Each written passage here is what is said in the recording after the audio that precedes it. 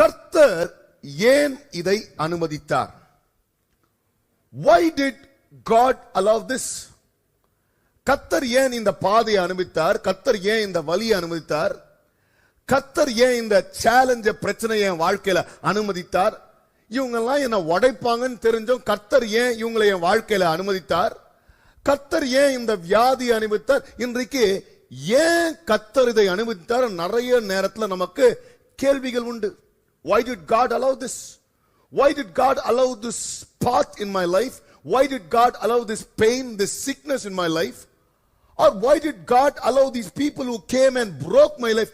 கர்த்தர் ஏன் இந்த காரியத்தை அனுமதித்தார் என்று பல நேரத்தில் நமக்கு கேள்விகள் இருக்குது. தேவ பிள்ளைகளே, சங்கீதக்காரன் இப்படியாக எழுதுறான், கர்த்தர் என்ன தீயில நடக்க அனுமதித்தார், கர்த்தர் என்ன தண்ணியில நடக்க அனுமதித்தார், மனுஷங்க தலை மேல ஏறி போக முடியாது கர்த்தர் அனுமதித்தார். ஆனா கர்த்தர் இதெல்லாம் ஏன் திரும்ப அனுமதித்தார்?